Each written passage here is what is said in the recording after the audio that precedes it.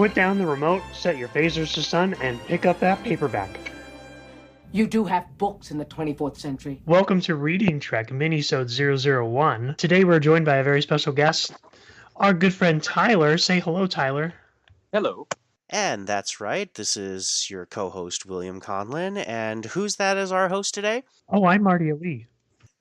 And that's right, we are going to do a little mini-sode of Reading Trek here. We just all watched the fabulous Star Trek Discovery season finale, and we thought we'd have a little discussion about that and maybe some of the connections to the Trek book Desperate Hours. Previously on Star Trek Discovery. Yes, indeed. Wow, what a finale it was. What a season it was. Let's start with Tyler. Yeah, what did you think of Discovery Season 1? They really came full circle. I very much enjoyed the little Easter eggs towards the original series, Next Generation, and of course the ending of the episode was a sight to behold. So I really felt that Discovery very much held its own, but it's also honored what came before, which means a lot to me as a fan, because you have 53 years now of history to fall back on, and I think they really do a nice job of connecting to the past and looking to the future. So I was very much a fan of what happened in this last episode. Incoming transmission. From whom? I'm having trouble identifying it, but it's a priority 1 distress call. Identify the source, please. I'm getting a Federation ID code. It's choppy. Trying to clean it up, sir. Helm, slow us down. Dropping a set of warp now, sir. This is Captain Saru of the Federation Starship Discovery. Please identify yourselves.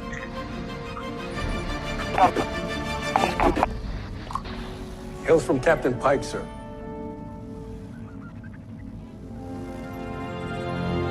It's the USS Enterprise.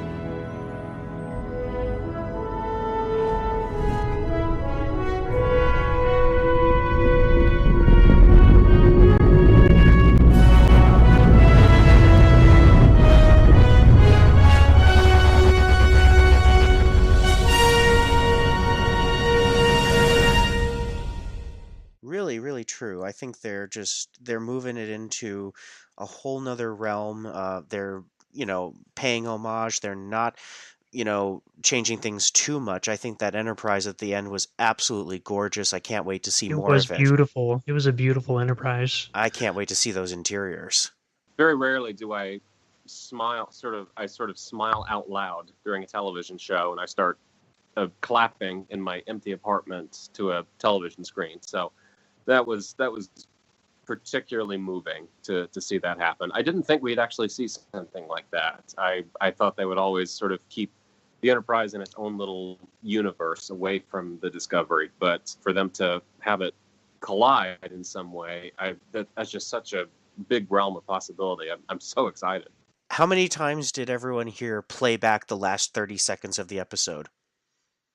Because I can say I did it 10 times. I played it back once.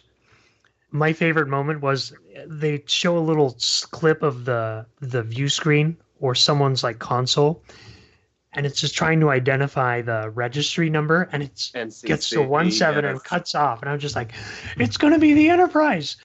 And then you hear the lieutenant say, we're getting a hail from a Captain Pike, and I was like, it's the Enterprise. And then immediately Burnham's like, sir, it's the Enterprise. That was absolutely fantastic. The greatest.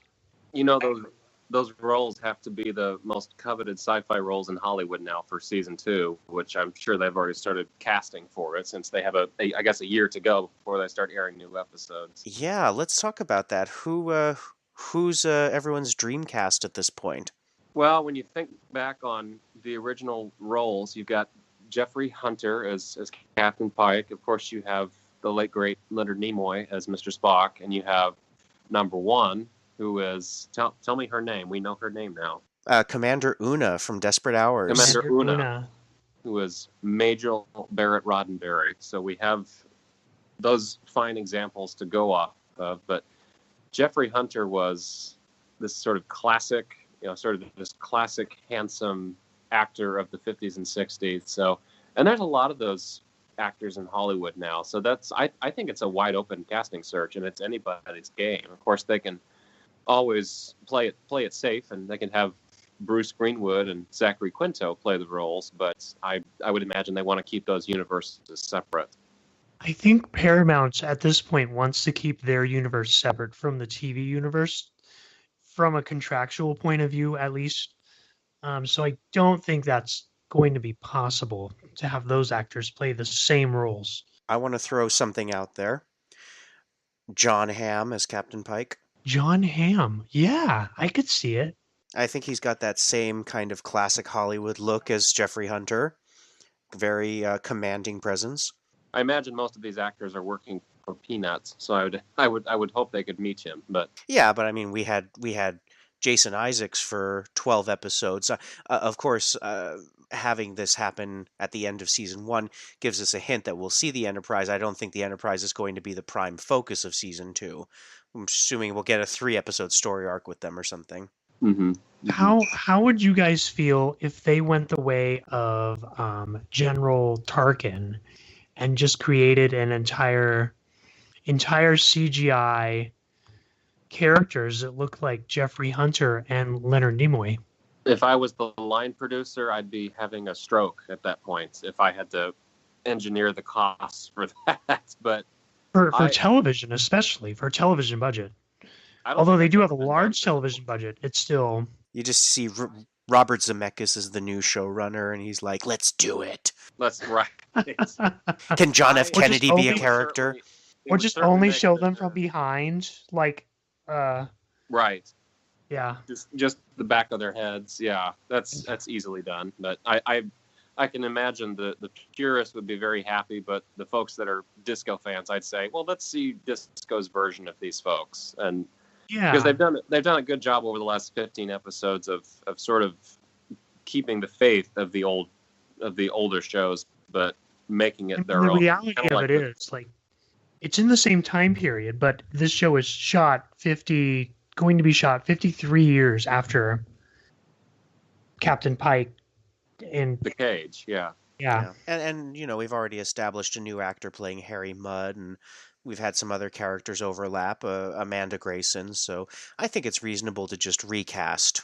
Boy, those will be coveted roles. I tell you, there will be probably every actor in Hollywood will want to read for it. Yeah, I'm excited to see where it goes. So. We've got a whole year now to wait. Good Lord.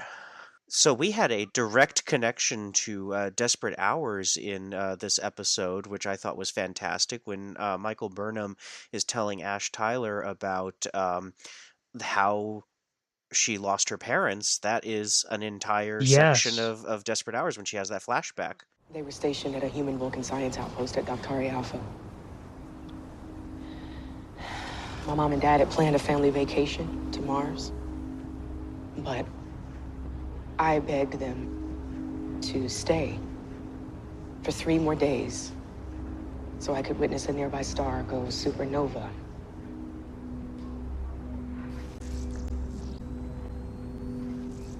Then the Klingons attacked. That was pulled right from the book. Yeah. It's wonderful when writers chat like that. It's because I've read I've far too many books where the authors are clearly not communicating when they write the script for a film, and then they write tie-in stories to books like that. So it's refreshing to see that writers and authors do communicate with each other when they write. Well, we know that David Mack was consulted by the Star Trek Discovery writers team. I'm wondering if that was something that they needed him to include in the book, or if he created it in the book and then the show took it from him. Yeah, because we found out, as we talked in our last episode, that characters like Detmer were actually his creation, and they enjoyed the way he wrote them in so much that she became a character on the show. It's true. Well, it adds, especially when you have only 15 episodes to a show, whereas everything is so bam, action-packed, and you barely have time to really assimilate all the characters that you have, because we have, my goodness, correct me if I'm wrong, over a dozen sort of primary characters in the show, and you barely get to know one of them before another one's introduced, which I'm not saying there's anything wrong with that, but it goes along at such a breakneck speed, you barely have time to process.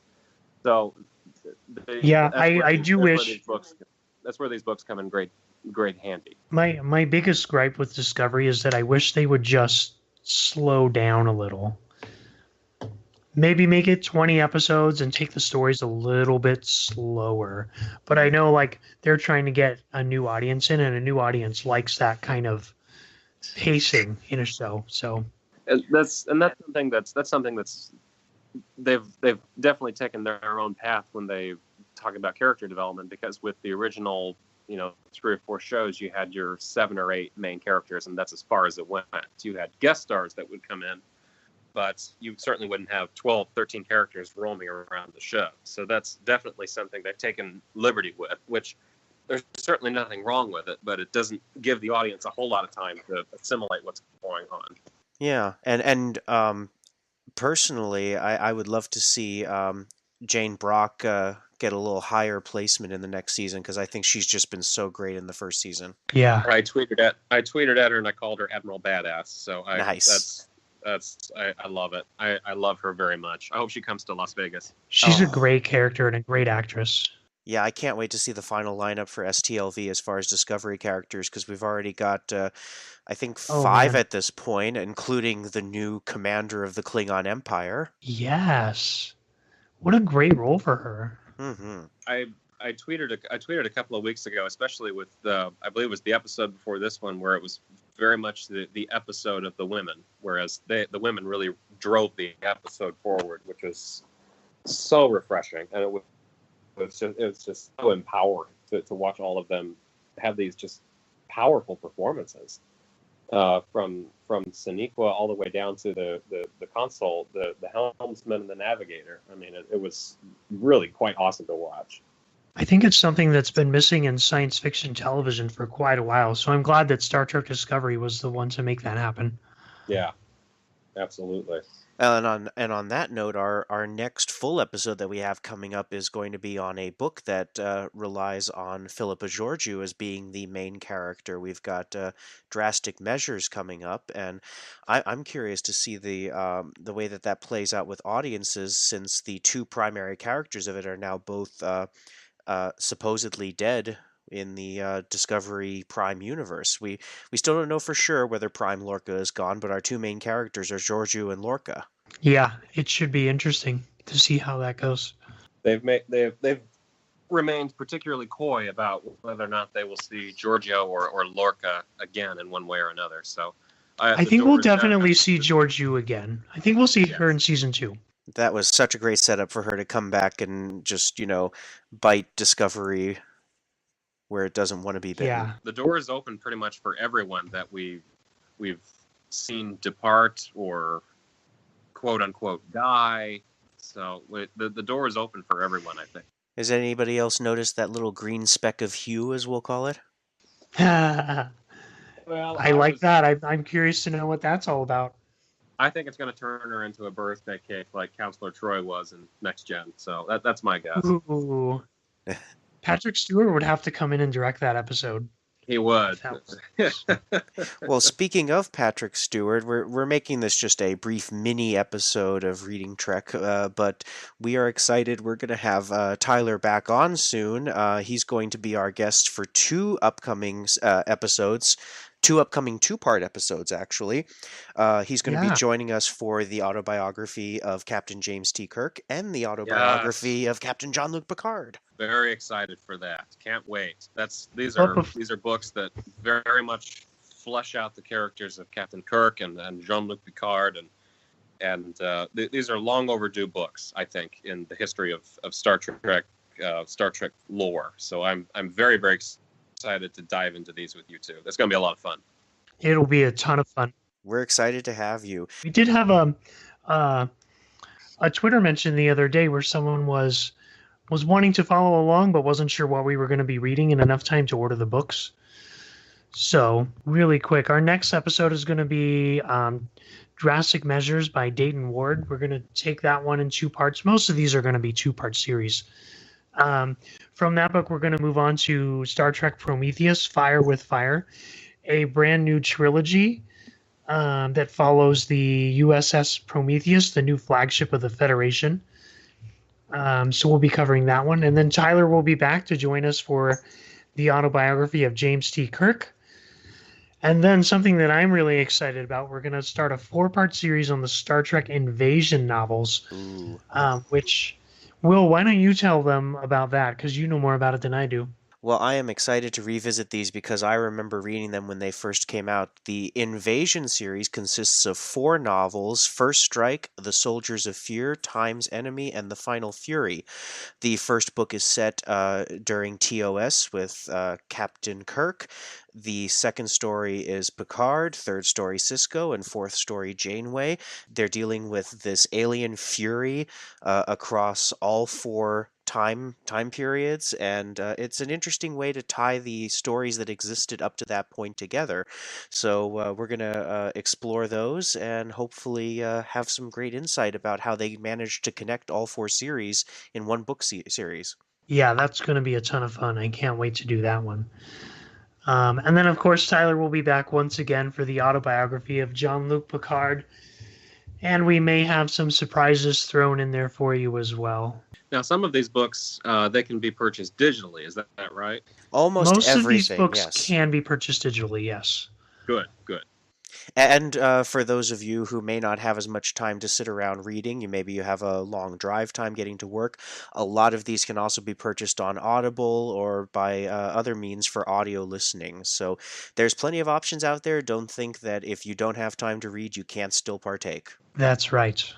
Well, we are also happy to read them ourselves to you as well for the right price. We are happy to do that. Hourly rates. Yeah. Hourly rates, that's right. We'll add that to the Patreon offerings. So in the meantime, if we want to start the discussion on the autobiographies early, Tyler, how can people get a hold of you online? Well, they can follow me on Twitter. That's the best way to get a hold of me, at RTHabiger, H-A-B as in boy, I-G-E-R. That is, I'm fairly responsive on there, so I very much look forward to it. Tell me what you want to discuss more. Tell me what's stuck out to you in the books. I'm very open to it all, so I'm stoked. These are really good books. I'm in the process of reading them now for the 3rd time each, and I find little nuances towards each of them. The only thing I wish that we had were Sir Patrick Stewart and William Shatner reading the books themselves. So besides that, I'm very stoked to hear what you all have to say as well. So please leave me a tweet or leave me a PM and tell me what you think of it and what really stuck out to you. So I'm stoked. This is gonna be fun. Nice. Awesome. Marty, how can people get a hold of you? Oh, you can also reach me on Twitter. My handle is Time Travel Marty. That is probably the best way to get a hold of me as well. Will, how can people get a hold of you? Well, my Twitter handle is William G. Conlon. You can also have a discussion with me in the unofficial Star Trek Las Vegas forum on Facebook, moderated by Heather and Jeff. But of course, we've had a brief little discussion about disco here. I would refer anyone listening to this to their phenomenal DiscoTrek show, which is all about DiscoTrek. We're talking for 20 minutes here. I have a feeling their episode about this season finale is going to be 2 hours long. I was gonna say 3 hours. Yeah. Yes, there's enough there, and they are celebrity listened to as well. We know that the one and only albino kid Anthony Rapp listens as well, so we know they're listening. Yes, and if albino kid happens to be listening right now, please come to Las Vegas. We'll be so nice to you, we promise. Or be a guest on Reading Trek. Either way. Yes. Yeah, maybe both. ¿Por qué no los dos? I say both. I say both are good. Yes. How many retweets do you need, Anthony? Name your price. Yeah, well, it's like I don't know if there are any Stranger Things fans here, but David Harbour has become kind of a internet celebrity in his own right for his retweet challenges. You know, if somebody can get 25,000 retweets to him, he'll show up at their high school prom. Anthony, how many retweets do we need? Just say it. Yeah, that's right. We'll make it happen. We'll make it happen one way or another. Awesome. All right, Tyler, thank you so much for joining us for this mini-sode of Reading Trek. My pleasure, my friends. Thank you so much. We'll be seeing you soon. You can find Reading Trek on Twitter at Reading Trek. You can also find us on Facebook. And we're online at readingtrek.thetricordertransmissions.com. And with that, Captain Picard wants us to let him get back to his book. I will leave you now to your book. That is all I ask.